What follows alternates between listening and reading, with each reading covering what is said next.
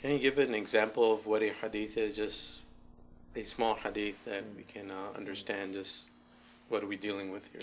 A very famous hadith is in Arabic, إِنَّمَا الْأَعْمَالُ بِالنِّيَّاتِ. Indeed, deeds are judged by intentions.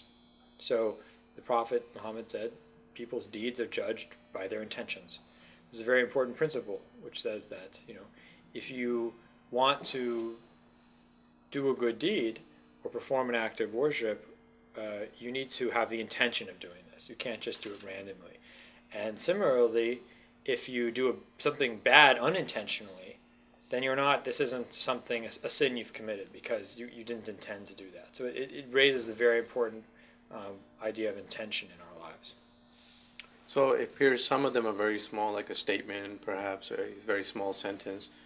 Are there larger hadith or statements? I mean, what's the largest hadith that you've come across? Oh, some are very long. Okay. One that's longer and famous is the famous hadith of the angel Gabriel, where the angel Gabriel appears to the prophet. In fact, he appears to the prophet and many of his companions, but in the guise of a man dressed in white. And he comes to the prophet and he asks him about the definition of Islam. And the prophet defines Islam by the famous 5 pillars.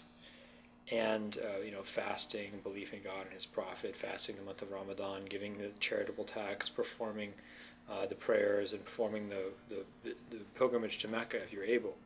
And then the angel asks the prophet about faith. What is faith? And he says faith is to believe in God and His revelations and His books and His prophets and His angels, and the fact that God destines things for us, sometimes good and sometimes bad. And then the angel asked the prophet about the highest level of perfection of your faith. And the prophet says that the highest level of perfection of faith is to worship God as if you saw Him right in front of you. Because indeed, even though you don't see God, God sees you all the time. So this is a very important hadith that explains to Muslims in a very succinct way their faith, their religion in its basics, and also the aim that they should be sort of seeking in terms of perfecting their faith. Okay.